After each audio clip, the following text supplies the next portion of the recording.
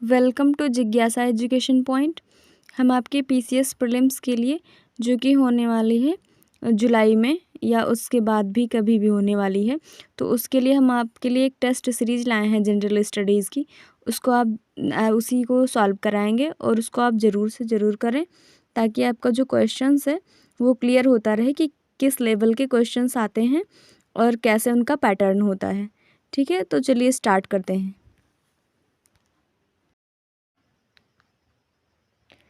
Question number 1 है, सूची 1 को सूची 2 के साथ सुमेलित कीजिए और सूचियों के नीचे दिए गए कोड का प्रयोग कर सही उत्तर चुनिए। सूची 1 में उत्खनन करता है और सूची 2 में पुरास्थल है। ठीक है, तो आइए मैच कराते हैं। दयाराम साहनी, हड़प्पा की खोज 1921 में हुई। राखालदास बनर्जी जो है बनर्जी मोहनजोदड़ो से संबंधित है। इसका जो है उत्खनन 1922 में हुआ। यज्ञदत्त शर्मा का संबंध रोपड़ से है। यज्ञदत्त शर्मा का संबंध रोपड़ से है और इन्होंने जो है 1953 से 55 में इसका उत्खनन हुआ रोपड़ का। और SR राव का संबंध लोथल से है। 1954 से 55 में इसका उत्खनन हुआ। तो यहाँ पे सही मैच करा लेते हैं। A का 4, B का 3, C का 2 और D का 1। ठीक है, A का 4, B का 3, C का 2 और D का 1। ऑप्शन नंबर A आपका राइट आंसर हो जाएगा। यहाँ पे देखते हैं अगला क्वेश्चन। क्वेश्चन नंबर 2 है, निम्नलिखित में से कौन सा सुमेलित नहीं है? Option A Ganga 2525 kilometre, B Godavari 1465 kilometre, C Narmada 1314 kilometre, D Mahanadi 858 kilometre. तो यहाँ पे आपका विकल्प नंबर C राइट आंसर हो जाएगा। नर्मदा की लंबाई 1314 नहीं 1312 किलोमीटर है। तो यहाँ पे आपका option number C right answer हो जाएगा। बाकी गंगा की लंबाई 2525 किलोमीटर, गोदावरी 1465 किलोमीटर और महानदी 858 किलोमीटर लंबी है। ठीक है, देखते हैं अगला प्रश्न। क्वेश्चन नंबर 3 है, निम्नलिखित में से कौन सा सुमेलित नहीं है? Option A Gorakhpur Rapti, B Nashik Krishna, C Ujjain Kshipra, D Agra Yamuna. तो यहाँ पे आपका राइट आंसर हो जाएगा ऑप्शन नंबर B। कृष्णा नदी पर जो है नासिक शहर नहीं स्थित है। नासिक गोदावरी तट पर स्थित है। ठीक है, और गोरखपुर राप्ती के तट पर स्थित है। उज्जैन क्षिप्रा नदी के तट पर स्थित है और आगरा यमुना नदी के तट पर स्थित है। तो यहाँ पे विकल्प B आपका राइट आंसर हो जाएगा। ठीक है, देखते हैं अगला प्रश्न। क्वेश्चन नंबर 4 है, दिए गए कथन और निम्नलिखित धारणाओं को पढ़ें और तय करें कि कौन सी धारणा कथन में निहित है। सही विकल्प चुनें। कथन है, कैबिनेट मिशन के भारत आगमन के समय भारतीय राष्ट्रीय कांग्रेस के अध्यक्ष थे। धारणाएं 1, मौलाना अबुल कलाम आज़ाद कैबिनेट मिशन के भारत आगमन के समय भारतीय राष्ट्रीय कांग्रेस के अध्यक्ष थे। 2, GV मावलंकर कैबिनेट मिशन के भारत आगमन के समय भारतीय राष्ट्रीय कांग्रेस के अध्यक्ष थे। ऑप्शन A केवल 1 सही है। ऑप्शन B केवल 2 सही है। ऑप्शन C 1 तथा 2 दोनों सही है। ऑप्शन D ना तो 1 और ना ही 2 सही है। यहाँ पे आपका विकल्प A सही उत्तर हो जाएगा। केवल 1 सही है। मौलाना अबुल कलाम आज़ाद कैबिनेट मिशन के भारत आगमन के समय भारतीय राष्ट्रीय कांग्रेस के अध्यक्ष थे। ठीक है, तो यहाँ पे आपका ऑप्शन A राइट आंसर हो जाएगा। केवल 1 सही है। यहाँ पे डिटेल पढ़ लेते हैं। ब्रिटिश युग में GV मावलंकर वर्ष 1946 से 14 अगस्त 1947 तक केंद्रीय लेजिस्लेटिव असेंबली के अध्यक्ष रहे एवं भारत के स्वतंत्र होने के बाद लोकसभा के प्रथम अध्यक्ष के रूप में वर्ष 1952 से वर्ष 1956 तक रहे। ठीक है, देखते हैं अगला प्रश्न। क्वेश्चन नंबर 5 है, दिए गए कथन को तथा निम्नलिखित धारणाओं को पढ़ें और तय करें कि कौन सी धारणा कथन में निहित है। सही विकल्प चुनें। कथन, किलिमंजारो चोटी के विषय में सत्य है। धारणाएं, पहला है, यह उत्तर अमेरिका महाद्वीप की सबसे ऊंची चोटी है। दूसरा है, इसकी ऊंचाई 5895 मीटर है। तीसरा है यह तंजानिया में स्थित है। ऑप्शन ए केवल एक सही है, बी 1, 2 तथा 3 सही है, सी 2 तथा 3 सही है, डी 1 तथा 2 सही है। तो इसकी ऊंचाई 5,895 मीटर है और यह तंजानिया में स्थित है। अफ्रीका महाद्वीप जो है उसके तंजानिया देश में स्थित है। तो यहाँ पे आपका option number C right answer हो जाएगा। 2 तथा 3 सही है। किलिमंजारो चोटी अफ्रीका महाद्वीप की सबसे ऊंची चोटी है। ठीक है, देखते हैं अगला प्रश्न। क्वेश्चन नंबर 6 है, निम्नलिखित में से कौन सा सही सुमेलित नहीं है? वित्तीय संस्थाएं हैं और स्थापना वर्ष है। ऑप्शन ए भारतीय रिजर्व बैंक 1 अप्रैल 1935, बी भारतीय स्टेट बैंक 1 जुलाई 1955, सी राष्ट्रीय आवास बैंक जुलाई 1988, डी क्षेत्रीय ग्रामीण बैंक 2 अक्टूबर 1978। तो यहाँ पे आपका विकल्प डी राइट आंसर हो जाएगा। ये सही सुमेलित नहीं है। क्षेत्रीय ग्रामीण बैंक की स्थापना 2 अक्टूबर 1975 को हुई थी, ना कि 1978 को। बाकी भारतीय रिजर्व बैंक की स्थापना 1 अप्रैल 1935 को हुई थी।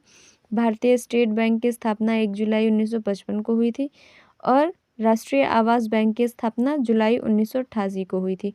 तो आप यहाँ पे आपका विकल्प डी राइट आंसर हो जाएगा। क्षेत्रीय ग्रामीण बैंक की स्थापना 2 अक्टूबर 1975 को हुई थी। ठीक है, देखते हैं अगला प्रश्न। क्वेश्चन नंबर 7 है, दिए गए कथन तथा निम्नलिखित धारणाओं को पढ़ें और तय करें कि कौन सी धारणा कथन में निहित है। सही विकल्प चुनें। कथन, भारतीय रिजर्व बैंक के संबंध में सत्य है। धारणाएं, भारतीय रिजर्व बैंक की स्थापना 1 अप्रैल 1935 को 5 करोड़ की अधिकृत पूंजी से हुई व 1 जनवरी 1949 को इसका राष्ट्रीयकरण किया गया। दूसरा है, भारत में मौद्रिक एवं साख नीति रिजर्व बैंक द्वारा ही बनाई जाती है तथा लागू की जाती हैं। तीसरा है, इसका मुख्यालय दिल्ली में है। तो यहाँ पे आपका ऑप्शन दिया हुआ है कि क्या सही है। ऑप्शन ए है केवल 2, ऑप्शन बी है केवल 3, ऑप्शन सी है 1 तथा 2, ऑप्शन डी है 1, 2 तथा 3। तो यहाँ पे आपका विकल्प सी सही उत्तर हो जाएगा। 2 तथा 3 1 तथा 2 हो जाएगा। यहाँ पे विकल्प सी सही उत्तर हो जाएगा और 1 तथा 2 यहाँ पे सही हो जाएगा। भारतीय रिजर्व बैंक की स्थापना 1 अप्रैल 1935 को 5 करोड़ की अधिकृत पूंजी से हुई व 1 जनवरी 1949 को इसका राष्ट्रीयकरण किया गया। भारत में मौद्रिक नीति एवं साख नीति रिजर्व बैंक द्वारा ही बनाई जाती है तथा लागू की जाती है। तो यहाँ पे आपका विकल्प सी सही उत्तर हो जाएगा। 1 तथा 2। भारतीय रिजर्व बैंक का मुख्यालय दिल्ली में नहीं है, मुंबई में है। ठीक है, देखते हैं अगला प्रश्न। क्वेश्चन नंबर 8 है, निम्नलिखित में से कौन सा सही सुमेलित नहीं है। सूची 1 है और सूची 2 है। ठीक है, पढ़ते हैं। ऑप्शन नंबर ए, मौलिक अधिकार, यह अमेरिका के संविधान से लिया गया है। राज्य के नीति निर्देशक सिद्धांत, यह आयरलैंड के संविधान से लिया गया है। ऑप्शन सी है मौलिक कर्तव्य, यह रूस के संविधान से लिया गया है। ऑप्शन डी है एकल नागरिकता, यह जर्मनी के संविधान से लिया गया है। तो यहाँ पे आपका सही विकल्प हो जाएगा option number D. Option number D यहाँ पे राइट आंसर हो जाएगा। यह जर्मनी के संविधान से नहीं बल्कि ब्रिटेन के संविधान से लिया गया है। तो यहाँ पे ऑप्शन नंबर डी आपका राइट आंसर हो जाएगा। एकल नागरिकता जो है वो ब्रिटेन के संविधान से लिया गया है। बाकी मौलिक अधिकार यह अमेरिका के संविधान से लिया गया है। राज्य के नीति निर्देशक सिद्धांत यह आयरलैंड के संविधान से लिया गया है और मौलिक कर्तव्य ये रूस के संविधान से लिया गया है। ठीक है, देखते हैं अगला प्रश्न। क्वेश्चन नंबर 9 है, दिए गए कथन और निम्नलिखित धारणाओं को पढ़ें और तय करें कि कौन सी धारणा कथन में निहित है। सही विकल्प चुनें। कथन है, पानीपत का तृतीय युद्ध के संबंध में सत्य है। धारणाएं, पहला है पानीपत का तृतीय युद्ध 1761 में हुआ। दूसरा है इस युद्ध में मराठों की विजय हुई। तीसरा है यह युद्ध मराठा एवं अहमद शाह अब्दाली की सेना के मध्य लड़ा गया।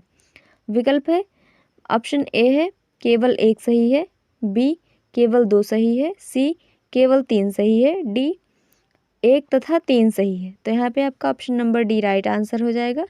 1 तथा 3 सही है। ठीक है, पानीपत का युद्ध 1761 ईस्वी में हुआ। ठीक है। और यह युद्ध मराठा एवं अहमद शाह अब्दाली की सेना के मध्य लड़ा गया। तो यहाँ पे आपका जो है विकल्प डी सही है, और इसमें मराठों की हार हुई थी, जीत नहीं हुई थी। ठीक है, तो देख क्वेश्चन नंबर 10 है, सूची 1 को सूची 2 के साथ सुमेलित कीजिए और सूचियों के नीचे दिए गए कूट का प्रयोग कर सही उत्तर दीजिए। सूची 1 अधिकार दिया हुआ है और सूची 2 में अनुच्छेद दिए हुए हैं, तो इनको सही मैच करा लेते हैं। तो यहाँ पे है समता या समानता का अधिकार, इसका उल्लेख जो है अनुच्छेद 14 से 18 में है। स्वतंत्रता का अधिकार, इसका उल्लेख अनुच्छेद 19 से 22 में है। संवैधानिक उपचारों का अधिकार, इसका उल्लेख अनुच्छेद 32 में है। और शोषण के विरुद्ध अधिकार अनुच्छेद 23 से 24 में है। ठीक है, तो यहाँ पे आपका मैच करा लेते हैं सही से। ए का 2 हो जाएगा, बी का 3 हो जाएगा, सी का 4 हो जाएगा और डी का 1 हो जाएगा। ठीक है, तो यहाँ पे आपका option number C right answer हो जाएगा। ए का 2, बी का 3, सी का 4 और डी का 1। देखते हैं अगला प्रश्न।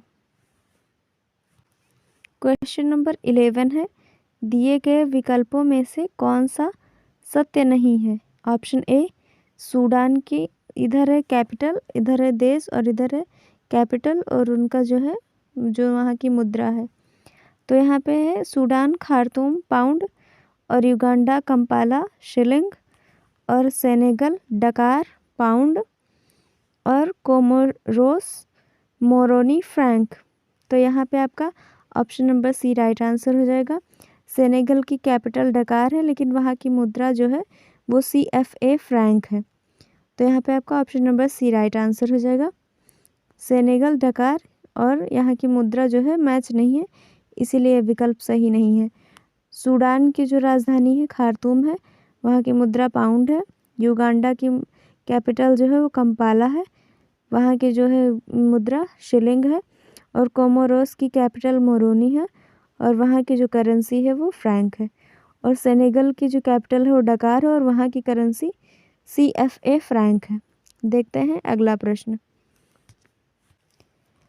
क्वेश्चन नंबर 12 है, सूची 1 को सूची 2 के साथ सुमेलित कीजिए और सूचियों के नीचे दिए गए कूट का प्रयोग कर सही उत्तर दीजिए। सूची 1 व सूची 2 में देखते हैं, मैच करा लेते हैं। यहाँ पे है ब्रह्म समाज। ब्रह्म समाज की स्थापना राजा राम मोहन राय ने की। ठीक है, तो यहाँ पे आपका ए का हो जाएगा 2। ठीक है, और राजा राम मोहन राय ने ब्रह्म समाज की स्थापना 1828 में की। ठीक है, फिर बी का 1 हो जाएगा सत्यशोधक समाज, इसकी स्थापना ज्योतिबा फुले ने 1873 में की। सी का 4 हो जाएगा सुभाष चंद्र बोस, फॉरवर्ड ब्लॉक की स्थापना सुभाष चंद्र बोस ने 1939 में की। और यहाँ पे प्रार्थना समाज की स्थापना डॉक्टर आत्माराम पांडुरंग ने 1867 में की। तो यहाँ पे ए का 2, बी का 1, सी का 4 और डी का 3 हो जाएगा। ऑप्शन नंबर ए यहाँ पे राइट आंसर हो जाएगा। देखते हैं अगला प्रश्न। क्वेश्चन नंबर 13 है, आगरा फोर्ट या आगरा के किले का निर्माण 1765 से 73 ईस्वी में किसने करवाया। यानी कि आगरा फोर्ट का निर्माण 1765 से 73 ईस्वी तक हुआ। ठीक है, 1565 से 1573 ईस्वी तक हुआ। तो ऑप्शन पढ़ लेते हैं, आसिफ खान, बी अकबर, सी शाहजहां, डी कुली कुतुब शाह। तो आगरा फोर्ट का निर्माण अकबर ने करवाया था। यहाँ पे ऑप्शन नंबर बी आपका राइट आंसर हो जाएगा। ठीक है, तो ये आगरा फोर्ट का निर्माण 1565 से 73 तक अकबर ने करवाया था। यहाँ पे बी आपका ऑप्शन नंबर राइट हो जाएगा। ठीक है, और ये आसिफ खान जो हैं इन्होंने निशात बाग की जो है का निर्माण करवाया था। शाहजहां ने जामा मस्जिद दिल्ली और ताजमहल व लाल किला का निर्माण करवाया था शाहजहां ने। कुली कुतुब शाह ने चार मीनार का निर्माण करवाया था। देखते हैं अगला प्रश्न। क्वेश्चन नंबर 14 है, निम्नलिखित में से कौन सा विकल्प सही सुमेलित नहीं है। इधर एक साइड में दर्रे दिए हुए हैं, इधर राज्य दिए हुए हैं। ठीक है, तो तो option A Rohtang Himachal Pradesh, B Dafla Sikkim, C Molingla Uttarakhand, D Bumla Arunachal Pradesh. तो यहाँ पे आपका option number B right answer हो जाएगा, जो कि सही सुमेलित नहीं है। रोहतांग दर्रा हिमाचल में है, मोलिंगला उत्तराखंड में है और बुमला अरुणाचल प्रदेश में है और डाफला दर्रा भी अरुणाचल प्रदेश में है। तो यहाँ पे बी विकल्प आपका राइट आंसर हो जाएगा। ठीक है, देखते हैं अगला प्रश्न। क्वेश्चन नंबर 15 है, दिए गए विकल्पों को कूट की सहायता से क्रमानुसार व्यवस्थित कीजिए। पहला है प्रथम बौद्ध संगीत, दूसरा है अशोक का राज्याभिषेक, तीसरा है तृतीय बौद्ध संगीत, चौथा है प्रथम जैन संगीत। विकल्प दिया हुआ है पहला, दूसरा, तीसरा तथा चौथा। बी है पहला, दूसरा, चौथा और तीसरा। सी है पहला, तीसरा, चौथा और दूसरा। डी है पहला, चौथा, दूसरा और तीसरा। तो यहाँ पे आपका विकल्प डी सही उत्तर हो जाएगा। सबसे पहले प्रथम बौद्ध संगीत हुई है, फिर प्रथम जैन संगीत हुई है, फिर अशोक का राज्याभिषेक हुआ है, फिर तृतीय बौद्ध संगीत हुई है। ठीक है, तो यहाँ पे आपका option number D right answer हो जाएगा। यहाँ पे डेटा दिया हुआ है, प्रथम बौद्ध संगीत 483 ईसा पूर्व, प्रथम जैन संगीत 310 ईसा पूर्व, अशोक का राज्याभिषेक 269 ईसा पूर्व, तृतीय बौद्ध संगीत 247 ईसा पूर्व। ठीक है, क्वेश्चन नंबर 16 है, निम्नलिखित विकल्पों में गुप्तकालीन मंदिर नहीं है। ऑप्शन ए पार्वती मंदिर, बी भीतरगांव मंदिर, सी दशावतार मंदिर, डी कैलाश मंदिर। तो यहाँ पे आपका option number D right answer हो जाएगा, कैलाश मंदिर। ठीक है, कैलाश मंदिर का निर्माण नरसिंह वर्मन द्वितीय ने करवाया था, जो कि कांची में स्थित है। कांची का कैलाश मंदिर का जिक्र हुआ है यहाँ पे। और जो पार्वती मंदिर है वो नचना कुठार मध्य प्रदेश में है, भीतरगांव मंदिर कानपुर उत्तर प्रदेश में है और दशावतार मंदिर जो है वो देवगढ़ उत्तर प्रदेश में है। ठीक है, तो ये सारे मंदिर जो हैं ये गुप्तकालीन मंदिर हैं और कैलाश मंदिर जो है वो गुप्तोत्तर मंदिर है, जिसका जो है निर्माण जो कि कांची में से, जिसका निर्माण नरसिंह वर्मन द्वितीय ने करवाया था। ठीक है, देखते हैं नेक्स्ट क्वेश्चन। क्वेश्चन नंबर 17 है, कैबिनेट मिशन के संदर्भ में निम्नलिखित कथनों पर विचार कीजिए। पहला है, कैबिनेट मिशन 24 मार्च 1946 को दिल्ली आया। दूसरा है, कैबिनेट मिशन ने त्रिस्तरीय शासन व्यवस्था को सुझाया। तीसरा है, कैबिनेट मिशन प्लान के अंतर्गत संविधान सभा का गठन किया गया था। यहाँ पे आपका राइट आंसर हो जाएगा ऑप्शन नंबर ए, और क्योंकि ये तीनों ही विकल्प सही हैं। ठीक है, तो यहाँ पे आपका option number A right answer हो जाएगा, 1, 2 तथा 3। बाकी विकल्प हैं 1 तथा 2, सी 2 तथा 4, डी इनमें से कोई नहीं। तो यहाँ पे आपका राइट आंसर हो जाएगा विकल्प ए हो जाएगा। और यहाँ पे 1, 2 और 3 तीनों सही है। ठीक है, कि कैबिनेट मिशन 24 मार्च 1946 को दिल्ली आया, कैबिनेट मिशन ने त्रिस्तरीय शासन व्यवस्था को सुझाया, कैबिनेट मिशन प्लान के अंतर्गत संविधान सभा का गठन किया गया था। ठीक है, देखते हैं अगला प्रश्न। क्वेश्चन नंबर 18 है, निम्नलिखित विकल्पों में कौन सा सही सुमेलित नहीं है। ऑप्शन ए केंद्रीय चावल अनुसंधान केंद्र कटक, ऑप्शन बी राष्ट्रीय कॉफ़ी अनुसंधान केंद्र चिकमंगलूर कर्नाटक, ऑप्शन सी केंद्रीय नारियल अनुसंधान संस्थान कासरगोड, डी राष्ट्रीय चाय अनुसंधान केंद्र शिमला। तो यहाँ पे आपका विकल्प डी सुमेलित नहीं है। राष्ट्रीय चाय अनुसंधान केंद्र जो है वो जोरहाट असम में है। ठीक है, और केंद्रीय चावल अनुसंधान केंद्र कटक उड़ीसा में है।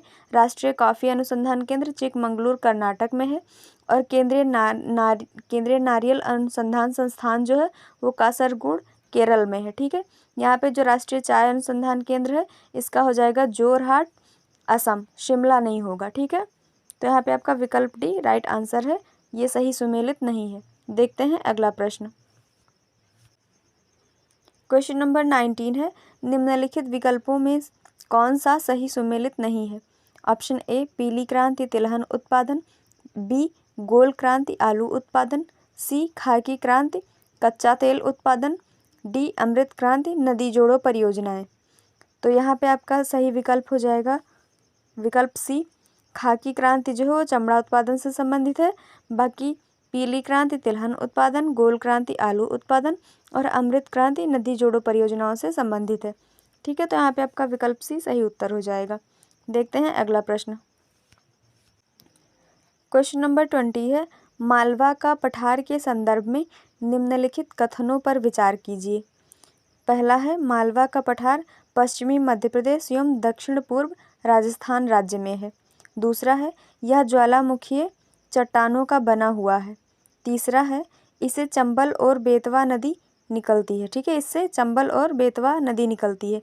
तो ये तीनों विकल्प सही है। यहाँ पे आपका सही उत्तर हो जाएगा विकल्प बी।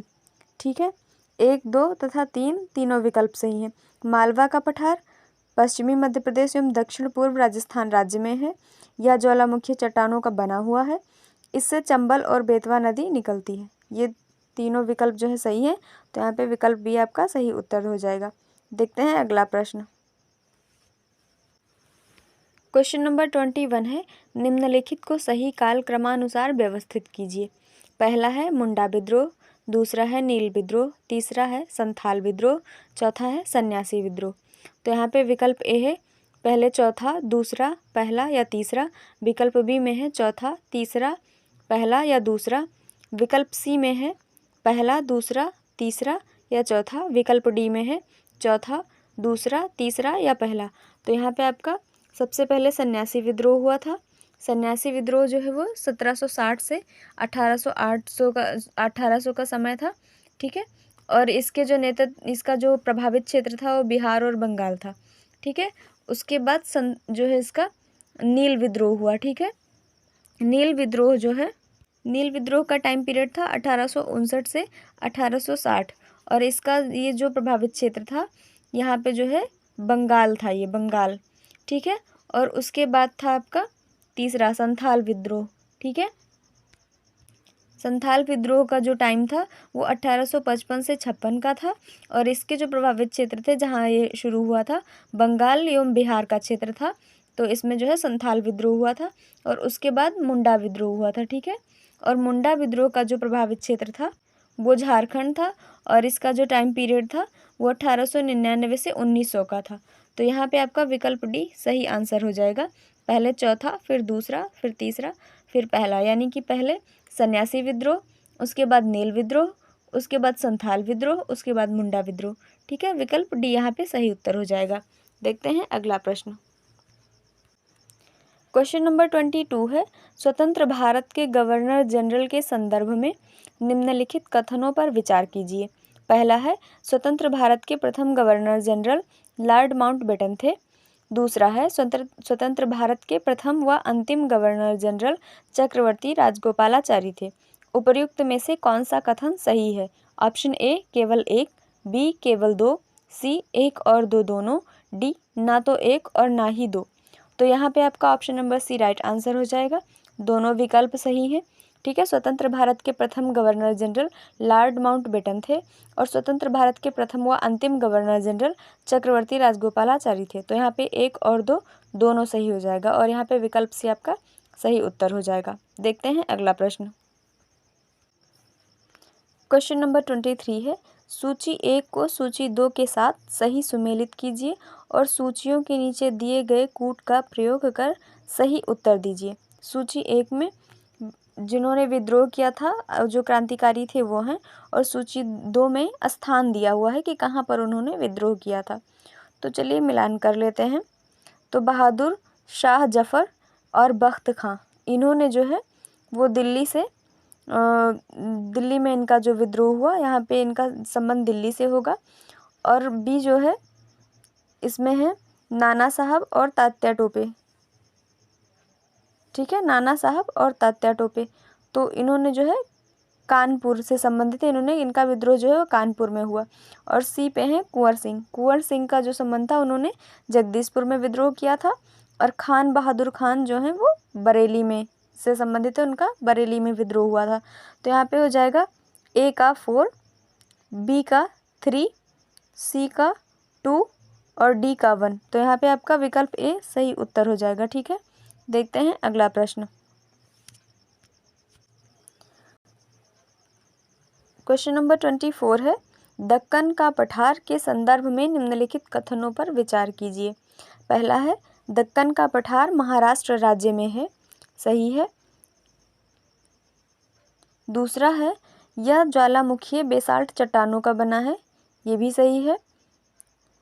तीसरा है इस पठार के पूर्वी भाग को विदर्भ कहा जाता है। विदर्भ जो है वो भी महाराष्ट्र का पार्ट है, तो ये भी सही है। यह लैटेराइट मिट्टी का क्षेत्र है, यह ऑप्शन आपका गलत है। तो यहाँ पे विकल्प देख लेते हैं, उपर्युक्त में से कौन सा कथन सत्य है। ऑप्शन ए है 1, 2, 3, 4 सही है। विकल्प बी है 1, 2, 3 सही है। सी 1 या 4 सही है। विकल्प डी है 1 व 3 सही है।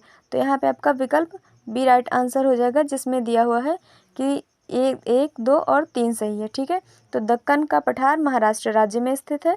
ठीक है, यह ज्वालामुखी बेसाल्ट चट्टानों का बना है। इस पठार के पूर्वी भाग को विदर्भ कहा जाता है। तो यहाँ पे आपका सही उत्तर विकल्प बी हो जाएगा। ठीक है, दक्कन का पठार काली मिट्टी का क्षेत्र है। ठीक है, देखते हैं अगला प्रश्न। क्वेश्चन नंबर 25 है, निम्नलिखित में से कौन सा विकल्प सही सुमेलित नहीं है? ऑप्शन ए, मैकाल का पठार सर्वोच्च शिखर अमरकंटक। बी, सतपुड़ा की पहाड़ी की सबसे ऊंची चोटी धूपगढ़ी या धूपगढ़ की चोटी। विकल्प सी, उत्तरी सह्याद्री की सर्वोच्च शिखर कलसुआई। डी, दक्षिणी सह्याद्री की सर्वोच्च शिखर डोडा बेटा। यहाँ पे आपका विकल्प डी सही उत्तर हो जाएगा। मैकाल का पठार का सर्वोच्च शिखर अमरकंटक ही है सर्वोच्च चोटी। सतपुड़ा की पहाड़ी की सबसे ऊंची चोटी धूपगढ़ की चोटी या धूपगढ़ी चोटी। उत्तरी सह्याद्री की सर्वोच्च शिखर कलसुआई ही होगी, ये भी ऑप्शन सही है। यहाँ पे जो सह्याद्री की सर्वोच्च शिखर है वो है कुद्रेमुख की चोटी है। ठीक है, तो ये डोडा बेटा नहीं होगा यहाँ पे। ठीक है, तो ऑप्शन डी आपका राइट आंसर हो जाएगा, ये सही सुमेलित नहीं है। देखते हैं अगला प्रश्न। क्वेश्चन नंबर 26 है, निम्नलिखित में से कौन सा विकल्प सही सुमेलित नहीं है? ऑप्शन ए, थालघाट, यह नासिक एवं मुंबई के बीच का संपर्क मार्ग है। इसकी ऊंचाई 508-80 मीटर है। ऑप्शन बी, भोरघाट, यह मुंबई एवं पुणे के बीच का संपर्क मार्ग है। इसकी ऊंचाई 630 मीटर है। ऑप्शन सी, पालघाट, यह कोयम्बटूर एवं कोचीन के बीच का संपर्क मार्ग है। इसकी ऊंचाई 305 मीटर है। ऑप्शन डी, शेनकोटा, यह तिरुवनंतपुरम एवं मदुरई के बीच का संपर्क मार्ग है। इसकी ऊंचाई 480 मीटर है। तो यहाँ पे आपका ऑप्शन डी राइट आंसर हो जाएगा। इसमें जो इसकी ऊंचाई है ये गलत दी हुई है। इसकी ऊंचाई 280 किलोमीटर है। जो शेनकोटा है यह तिरुवनंतपुरम और मदुरई के बीच का संपर्क मार्ग है। इसकी ऊंचाई 280 मीटर है। ठीक है, 480 नहीं है। बाकी ये सारे ऑप्शन सही हैं। ऑप्शन ए, थालघाट, या नासिक और मुंबई के बीच का संपर्क मार्ग है। इसकी ऊंचाई 580 मीटर है। ठीक है, ऐसे ही भोरघाट भी है, यह मुंबई एवं पुणे के बीच का संपर्क मार्ग है। इसकी ऊंचाई 630 मीटर है। पालघाट या कोयम्बटूर एवं कोचीन के बीच का मार्ग है। इसकी ऊंचाई 305 मीटर है। तो यहाँ पे आपका विकल्प डी सही उत्तर हो जाएगा। इसकी ऊंचाई जो है अनमैच्ड है, इसीलिए विकल्प सही सुमेलित नहीं है। देखते हैं अगला प्रश्न। क्वेश्चन नंबर 27 है, सरोजिनी नायडू के संदर्भ में निम्नलिखित कथनों पर विचार कीजिए। एक है, सरोजिनी नायडू 1879 से 1949 ईस्वी प्रख्यात कवयित्री और राष्ट्रवादी नेत्री थी। दूसरा है, वर्ष 1925 में कानपुर में हुए भारतीय राष्ट्रीय कांग्रेस के 40वें वार्षिक अधिवेशन में वह कांग्रेस की प्रथम भारतीय महिला अध्यक्ष बनी। उपर्युक्त में से कौन सा कथन सही है? विकल्प ए, केवल एक। विकल्प बी, केवल दो। विकल्प सी, एक और दो दोनों। विकल्प डी, ना तो एक और ना ही दो। तो यहाँ पे आपका विकल्प सी सही उत्तर हो जाएगा। सरोजिनी नायडू जो हैं 1879 से 1949 ईस्वी प्रख्यात कवयित्री और राष्ट्रवादी नेत्री थी। वर्ष 1925 में कानपुर में हुए भारतीय राष्ट्रीय कांग्रेस के 40वें वार्षिक अधिवेशन में वे कांग्रेस की प्रथम भारतीय महिला अध्यक्ष बनी। तो दोनों ऑप्शन सही है, इसलिए यहाँ पे विकल्प सी आपका सही उत्तर हो जाएगा। देखते हैं अगला प्रश्न। क्वेश्चन नंबर 28 है, सूची 1 को सूची 2 के साथ सुमेलित कीजिए और सूचियों के नीचे दिए गए कूट का प्रयोग कर सही उत्तर दीजिए। सूची 1 व सूची 2। तो यहाँ पे सूची 1 में पढ़ते हैं और इनको मैच कराते हैं। तो जो MS स्वामीनाथन हैं उनका संबंध हरित क्रांति से है। LK झा का संबंध जो है वो कराधान से हो जाएगा। CT कुरियन का संबंध जो है वो अर्थशास्त्री हैं, वो एक अर्थशास्त्री थे। मोरारजी देसाई यहाँ बैंकों पर सामाजिक नियंत्रण पे जो है इनका संबंध हो जाएगा इससे। देखते हैं, A का 4, B का 3, C का 2 और D का 1। तो यहाँ पे आपका विकल्प भी सही उत्तर हो जाएगा। ठीक है, देखते हैं अगला प्रश्न। क्वेश्चन नंबर 29 है, निम्नलिखित को सही काल क्रमानुसार व्यवस्थित कीजिए। पहला है प्रधानमंत्री मत्स्य संपदा योजना, दूसरा है प्रधानमंत्री स्वनिधि योजना, तीसरा है सुपोषित माँ अभियान, चौथा है साक्षर भारत मिशन। तो यहाँ पे जान लेते हैं। देखिए पहला है प्रधानमंत्री मत्स्य संपदा योजना, तो ये हुआ है आपका स्टार्ट 20 मई 2020 को, ठीक है, 20 मई 2020 को। प्रधानमंत्री स्वनिधि योजना ये शुरू हुआ है आपका 1 जून 2020 को, ठीक है। और फिर हो जाएगा सुपोषित माँ अभियान, ये आपका 29 फरवरी 2020 को।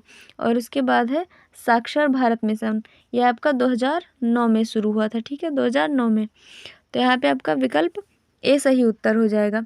सबसे पहले जो है वो साक्षर भारत मिशन 2009 आया, उसके बाद सुपोषित माँ अभियान जो कि 29 फरवरी 2020 आया, उसके बाद प्रधानमंत्री जो है ये मत्स्य संपदा योजना आया 20 मई 2020, उसके बाद प्रधानमंत्री स्वनिधि योजना 1 जून 2020, ठीक है। तो यहाँ पे आपका विकल्प ए सही उत्तर हो जाएगा, विकल्प ए सही उत्तर हो जाएगा। पहले चौथा, फिर तीसरा, फिर पहला, फिर दूसरा, ठीक है।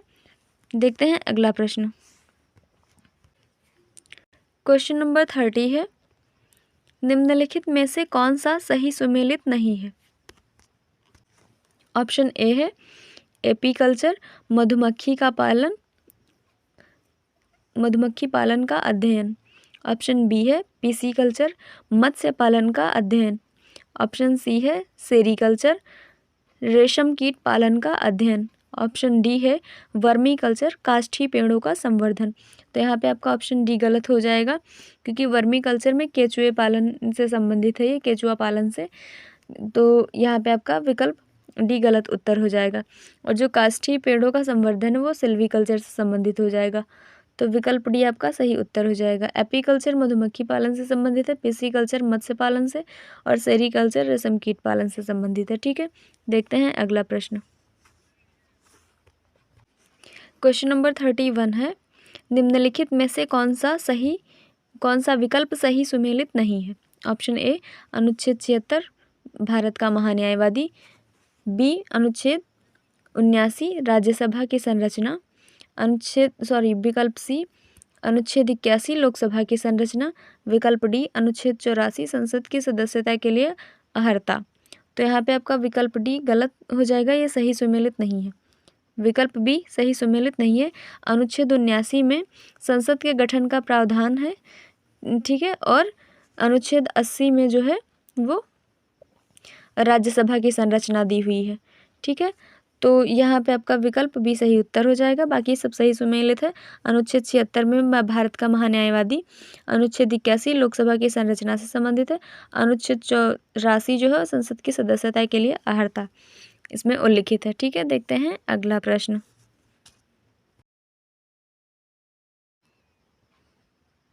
क्वेश्चन नंबर 32 है, राष्ट्रपति के संदर्भ में निम्नलिखित कथनों पर विचार कीजिए। पहला है संघीय कार्यपालिका की शक्तियां राष्ट्रपति में निहित हैं। दूसरा, राष्ट्रपति तीनों सेनाओं का प्रमुख होता है। तीसरा, राष्ट्रपति द्वारा शपथ अनुच्छेद 58 में उल्लिखित है। चौथा, राष्ट्रपति के निर्वाचन की पद्धति अनुच्छेद 55 में उल्लिखित है। उपर्युक्त में से कौन सा कथन सत्य है? विकल्प ए पहला, दूसरा, चौथा। विकल्प बी पहला, दूसरा, तीसरा, चौथा। विकल्प सी चौथा, दूसरा, चौथा। विकल्प डी पहला, तीसरा। तो यहाँ पे आपका सही विकल्प हो जाएगा विकल्प ए पहला, दूसरा और चौथा। पहला है संघीय कार्यपालिका की शक्तियाँ राष्ट्रपति में निहित है। दूसरा है राष्ट्रपति तीनों सेनाओं का प्रमुख होता है। और चौथा जो है राष्ट्रपति की निर्वाचन की पद्धति अनुच्छेद 55 में उल्लिखित है, ये सही है। राष्ट्रपति द्वारा शपथ अनुच्छेद 58 में नहीं उल्लिखित है, अनुच्छेद 60 में उल्लिखित है, ठीक है। अनुच्छेद 58 में राष्ट्रपति पद की योग्यता का उल्लेख है, ठीक है। तो यहाँ पे आपका विकल्प ए सही उत्तर हो जाएगा। देखते हैं अगला प्रश्न। क्वेश्चन नंबर 33 है, निम्नलिखित में से कौन सा विकल्प सही सुमेलित नहीं है? विकल्प A Gunnar Myrdal, Asian drama. B Adam Smith, wealth of nations. C Plato, republic. D अरस्तु, पैराडाइज लास्ट। तो यहाँ पे आपका विकल्प डी सही उत्तर हो जाएगा, ये सही सुमेलित नहीं है। पैराडाइज लास्ट के लेखक जो हैं जॉन मिल्टन है और अरस्तु पॉलिटिक्स के लेखक हैं, ठीक है। देखते हैं अगला प्रश्न। और यहाँ पे गुन्नार मर्डल एशियन ड्रामा इनकी जो रचना है वो है, और एडम स्मिथ जो है इनकी जो रचना है वेल्थ ऑफ नेशन इन्होंने लिखा है, ठीक है। और प्लेटो का रिपब्लिक है। देखते हैं अगला प्रश्न। क्वेश्चन नंबर 34 है, सूची 1 को सूची 2 के साथ सुमेलित कीजिए और सूचियों के नीचे दिए गए कूट का प्रयोग कर सही उत्तर दीजिए। सूची 1 व सूची 2। सूची 1 में लेखक हैं, सूची 2 में जो उनकी रचनाएं हैं वो हैं। तो मैच करा लेते हैं इसमें। विष्णु शर्मा जो है वो पंचतंत्र के लेखक हैं, ठीक है। शूद्रक मृच्छकटिकम के हैं, शूद्रक जो है वो मृच्छकटिकम के हैं। और दंडी दश कुमार चरितम के, बाणभट्ट कादम्बरी के, ठीक है। तो यहाँ पे ए का 2 हो जाएगा, ए का 2, बी का 3 हो जाएगा, और सी का 4 हो जाएगा, और डी का 1 हो जाएगा। तो यहाँ पे आपका विकल्प ए सही उत्तर हो जाएगा, ठीक है। देखते हैं अगला प्रश्न। क्वेश्चन नंबर 35 है, अंतर्राष्ट्रीय संगठन के संदर्भ में निम्नलिखित कथनों पर विचार कीजिए। पहला है, संयुक्त राष्ट्र संघ की स्थापना 24 अक्टूबर 1945 को हुई थी। दूसरा है, संयुक्त राष्ट्र संघ का मुख्यालय न्यूयॉर्क में स्थित है। तीसरा है, वर्तमान में संयुक्त राष्ट्र संघ के अध्यक्ष एंटोनियो गुटेरेस हैं। चौथा है, एंटोनियो गुटेरेस स्पेन के निवासी हैं। तो यहाँ पे संयुक्त राष्ट्र संघ की स्थापना 24 अक्टूबर 1945 को हुई थी, ये सही है। दूसरा हो जाएगा, संयुक्त राष्ट्र संघ का मुख्यालय न्यूयॉर्क में ही स्थित है। वर्तमान में संयुक्त राष्ट्र संघ के अध्यक्ष एंटोनियो गुटेरेस ही हैं, ये तीनों विकल्प सही हैं। और एंटोनियो गुटेरेस स्पेन के निवासी नहीं है बल्कि पुर्तगाल के निवासी हैं। उपर्युक्त में से कौन सा कथन सत्य है देख लेते हैं। विकल्प ए पहला, दूसरा, तीसरा, चौथा। बी पहला, दूसरा, तीसरा। सी पहला, तीसरा, चौथा। डी पहला, दूसरा, चौथा। तो यहाँ पे आपका पहला, दूसरा और तीसरा सही है, ठीक है। चौथा नहीं सही है, चौथे में है एंटोनियो गुटेरेस, पुर्तगाल देश से हैं, ठीक है, स्पेन के नहीं है। तो यहाँ पे विकल्प बी आपका सही उत्तर हो जाएगा, पहला, दूसरा व तीसरा। देखते हैं अगला प्रश्न। क्वेश्चन नंबर 36 है, सूची 1 को सूची 2 के साथ सुमेलित कीजिए और सूचियों के नीचे दिए गए कूट का प्रयोग कर सही उत्तर दीजिए। विकल्प ए में अनुच्छेद 1:21 का है, तो 21 का को चलिए मैच करा लेते हैं। इसका हो जाएगा चौथा, 6 से 14 वर्ष तक के सभी बच्चों को निःशुल्क और अनिवार्य शिक्षा का अधिकार है, ठीक है। विकल्प बी जो है अनुच्छेद 39 का, इसमें जो है समान न्याय तथा निःशुल्क विधिक सहायता उल्लिखित है, तो ये 1 से मैच हो जाएगा। अनुच्छेद 48 का में जो है पर्यावरण का संरक्षण और संवर्धन एवं वन तथा वन्य जीवों की रक्षा उल्लिखित है, यहाँ पे 2 से मैच हो जाएगा। अनुच्छेद 51 का जो है इसमें मूल कर्तव्य दिए हुए हैं, ठीक है। तो यहाँ पे मैच करा लेते हैं। तो इसमें ए का 4, ठीक है, बी का 1, सी का 2, डी का 3 हो जाएगा। तो यहाँ पे विकल्प ए आपका सही उत्तर हो जाएगा। देखते हैं अगला प्रश्न। क्वेश्चन नंबर 37 है, निम्नलिखित में से कौन सा विकल्प सही सुमेलित नहीं है। इसमें है राज्य और स्थापना वर्ष, ठीक है। तो आंध्र प्रदेश 1953 में गठित हुआ और भाषा के आधार पर गठित होने वाला ये पहला राज्य है। गुजरात 1 मई 1960 को गठित हुआ, ठीक है, एक राज्य बना। हिमाचल प्रदेश 1966 को, ये गलत हो जाएगा। तेलंगाना 2 जून 2014 को एक अलग राज्य बना, ठीक है। तो यहाँ पे आपका विकल्प सी सही उत्तर हो जाएगा। हिमाचल प्रदेश सही सुमेलित नहीं है क्योंकि हिमाचल प्रदेश की स्थापना 1971 को हुई थी, ठीक है, और बाकी सही सुमेलित हैं। देखते हैं अगला प्रश्न। क्वेश्चन नंबर 38 है, राज्यपाल के संदर्भ में निम्नलिखित कथनों पर विचार कीजिए। पहला है, राज्यपाल अपने पद की शक्तियों के प्रयोग तथा कर्तव्यों के पालन के लिए किसी न्यायालय के प्रति उत्तरदायी नहीं है। दूसरा है, राज्य के समस्त कार्यपालिका कार्य राज्यपाल के नाम से किए जाते हैं। तीसरा है, जब वह पद पर हो तब उसकी गिरफ्तारी का आदेश किसी न्यायालय द्वारा नहीं दिया जा सकता। चौथा है राज्यपाल की पदावधि के दौरान उसके विरुद्ध किसी भी न्यायालय में किसी प्रकार की आपराधिक कार्रवाई नहीं प्रारंभ की जा सकती है।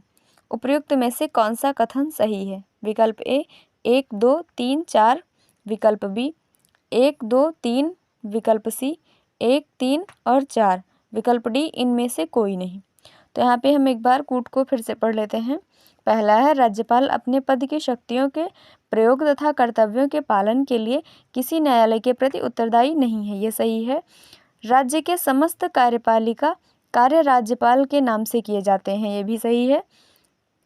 विकल्प वो सी है, जो कूट सी है दिया हुआ, तीसरा नंबर का दिया हुआ है, जब वह अपने पद पर हो, यानी कि राज्यपाल जब अपने पद पर हो तब उसकी गिरफ्तारी का आदेश किसी न्यायालय द्वारा जारी नहीं किया जा सकता, ये भी सही है। चौथा है राज्यपाल की पदावधि के दौरान उसके विरुद्ध किसी भी न्यायालय में किसी प्रकार की आपराधिक कार्रवाई नहीं प्रारंभ की जाती, ये भी सही है। तो यहाँ पे आपका विकल्प ए सही उत्तर हो जाएगा।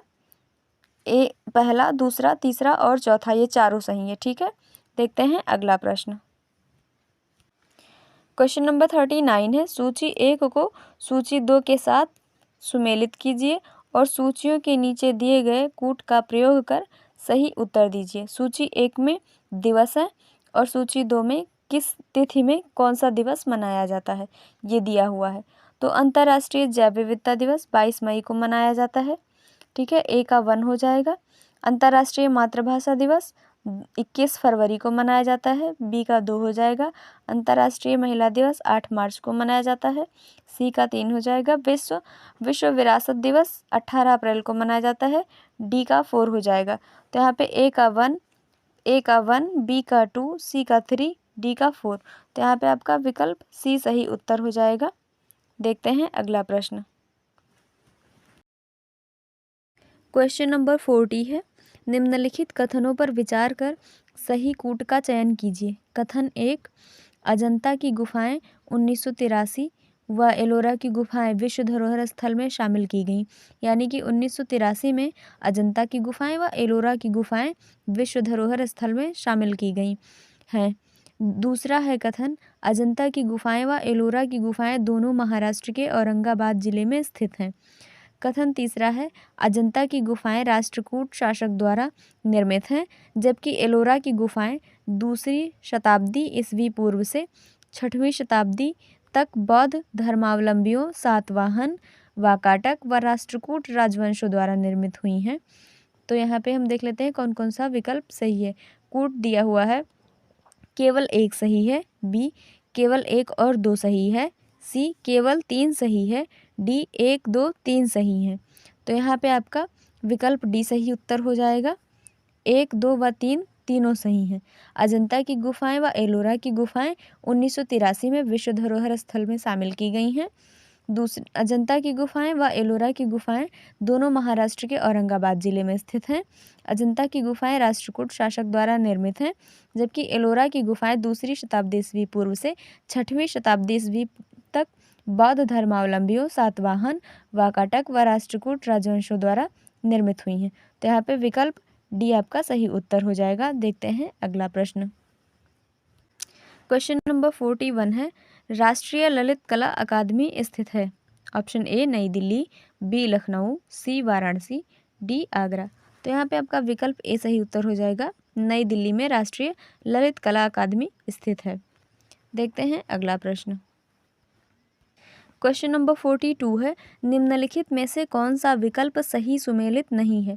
विकल्प ए अनुच्छेद 164 राज्यपाल विधानमंडल का अभिन्न अंग है, ये सही है। ठीक है, ये सही है। बी अनुच्छेद 217 प्रत्येक राज्य के लिए एक उच्च न्यायालय होगा, ये गलत है। विकल्प सी अनुच्छेद 124 सर्वोच्च न्यायालय का गठन, ये सही है। विकल्प डी अनुच्छेद 215 उच्च न्यायालय एक अभिलेख न्यायालय होता है, उसके निर्णय आधिकारिक माने जाते हैं तथा उनके आधार पर न्यायालय अपना निर्णय देते हैं। तो यहाँ पे आपका विकल्प बी सही उत्तर हो जाएगा। ठीक है, यहाँ पे सही उत्तर आपका विकल्प बी हो जाएगा। अनुच्छेद 217 में उच्च न्यायालय के न्यायाधीश की नियुक्ति और उसके पद की शर्तें उल्लिखित हैं। प्रत्येक राज्य के लिए एक उच्च न्यायालय होगा, अनुच्छेद 214 में उल्लिखित है। ठीक है,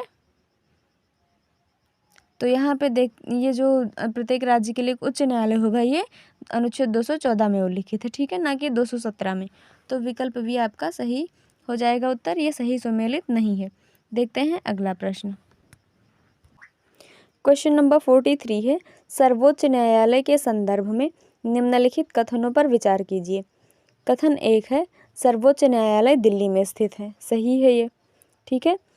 कथन 2 है, सर्वोच्च न्यायालय संशोधन विधेयक 2019 के अनुसार सर्वोच्च न्यायालय में एक मुख्य न्यायाधीश तथा 33 अन्य न्यायाधीश होंगे। ठीक है, ये भी सही है। तीसरा है, सर्वोच्च न्यायालय की स्थापना गठन अधिकारिता शक्तियों के विनियमन से संबंधित विधि निर्माण की शक्ति भारतीय संसद को प्राप्त है। ये भी सही है।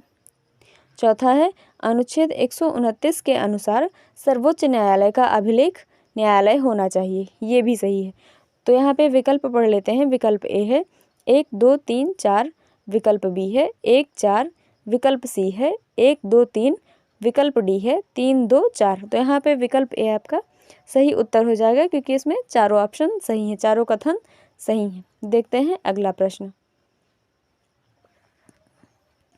क्वेश्चन नंबर 44 है, निम्नलिखित में से कौन सा विकल्प सही सुमेलित नहीं है।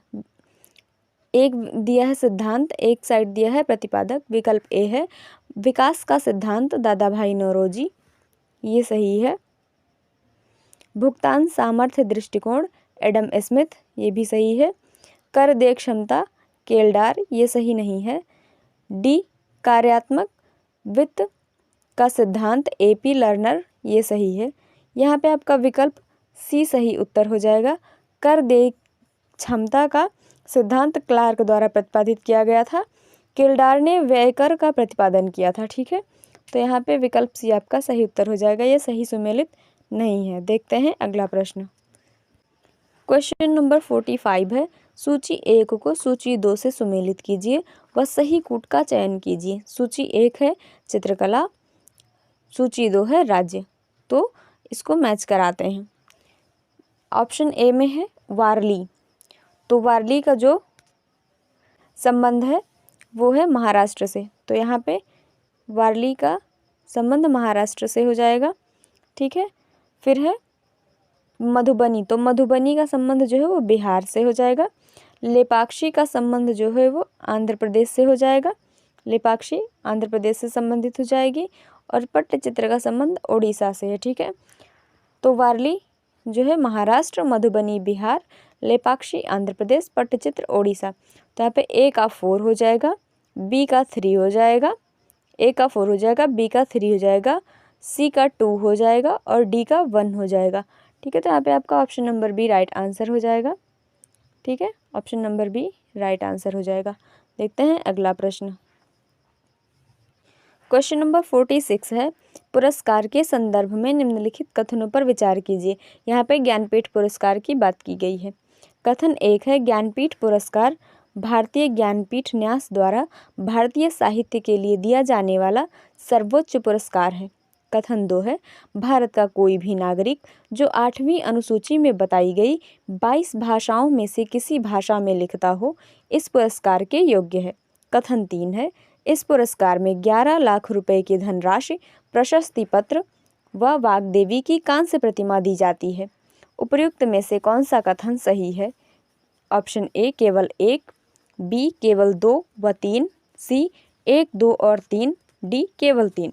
तो यहाँ पे आपका विकल्प सी सही उत्तर हो जाएगा। 1 2 व 3 तीनों विकल्प सही हैं। ठीक है, विकल्प सी सही उत्तर हो जाएगा।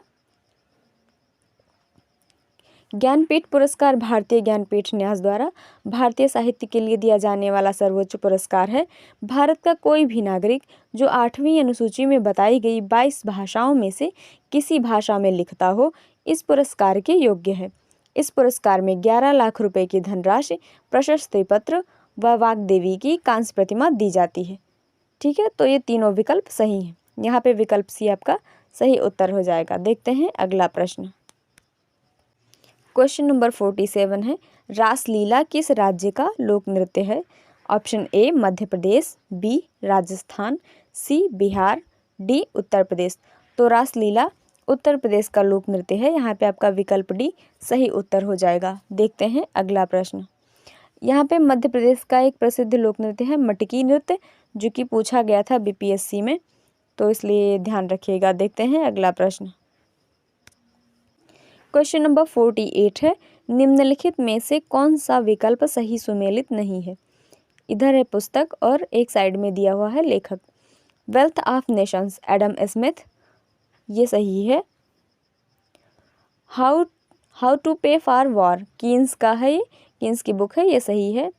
फाउंडेशंस ऑफ इकोनॉमिक एनालिसिस, ये कार्ल मार्क्स की नहीं है, इसके सैमुअलसन जो है लेखक हैं वो सैमुअलसन है, तो ये गलत हो जाएगा। डी है प्रिंसिपल ऑफ इकोनॉमिक्स, ये जो है मार्शल की बुक है, ये भी सही है। तो यहाँ पे आपका विकल्प सी सही उत्तर हो जाएगा। ठीक है, फाउंडेशन ऑफ इकोनॉमिक्स एनालिसिस के लेखक सैमुअलसन है। कार्ल मार्क्स की पुस्तक दास कैपिटल है। देखते हैं अगला प्रश्न।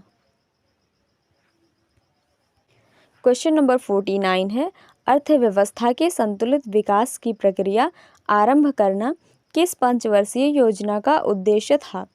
ऑप्शन ए प्रथम पंचवर्षीय योजना, बी द्वितीय पंचवर्षीय योजना, सी तृतीय पंचवर्षीय योजना, डी चतुर्थ पंचवर्षीय योजना।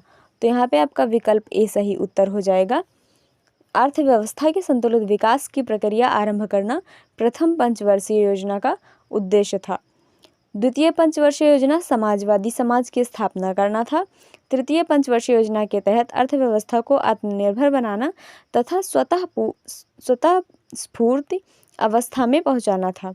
चतुर्थ पंचवर्षीय योजना स्थायित्व के साथ विकास तथा आर्थिक आत्मनिर्भरता की प्राप्ति थी। ठीक है, देखते हैं अगला प्रश्न। क्वेश्चन नंबर 50 है, निम्नलिखित में से नीति आयोग का उद्देश्य नहीं है। ऑप्शन ए राष्ट्रीय उद्देश्यों को ध्यान में रखते हुए राज्यों की सक्रिय भागीदारी के साथ राष्ट्रीय विकास प्राथमिकताओं, क्षेत्रों और रणनीतियों का एक साझा दृष्टिकोण विकसित करना। बी आर्थिक प्रगति से वंचित रहे लोगों पर विशेष ध्यान देना। सी सशक्त राज्य में सशक्त राष्ट्र का निर्माण, सहयोगपूर्ण संघवाद को बढ़ावा देना। डी आर्थिक और अल्पावधिक नीतियों तथा कार्यक्रमों का ढांचा तैयार करना। तो यहाँ पे विकल्प डी आपका सही उत्तर हो जाएगा, क्योंकि नीति आयोग का उद्देश्य आर्थिक और अल्पावधिक नीतियों तथा कार्यक्रमों का ढांचा तैयार करना नहीं है। नीति आयोग के जो उद्देश्य हैं वो हैं राष्ट्रीय उद्देश्यों को ध्यान में रखते हुए राज्यों की सक्रिय भागीदारी के साथ राष्ट्रीय विकास प्राथमिकताओं, क्षेत्रों और रणनीतियों का एक साझा दृष्टिकोण विकसित करना, आर्थिक प्रगति से वंचित रहे लोगों पर विशेष ध्यान देना, सशक्त राज्य में सशक्त राष्ट्र का निर्माण, सहयोगपूर्ण संघवाद को बढ़ावा देना। तो यहाँ पे आपका विकल्प डी सही उत्तर हो जाएगा। रणनीतिक और दीर्घावधिक नीतियों तथा कार्यक्रमों का ढांचा तैयार करना, ये नीति आयोग का जो है उद्देश्य है। देखते हैं अगला प्रश्न। आज की क्लास में बस इतना ही है और आगे हम और भी क्वेश्चंस लाएंगे। ये सीरीज जारी रहेगी जब तक आपका एग्जामिनेशन नहीं आ जाएगा तब तक, और ऐसे ही क्वेश्चंस इससे भी अच्छे और बढ़िया लेवल के क्वेश्चंस और उनके पैटर्न यही रहेंगे, लाते रहेंगे। तो आज की क्लास में इतना ही। Thank you so much. और आपको वीडियो अच्छी लगे तो लाइक करें, शेयर करें और चैनल को सब्सक्राइब ज़रूर करें। Thank you so much.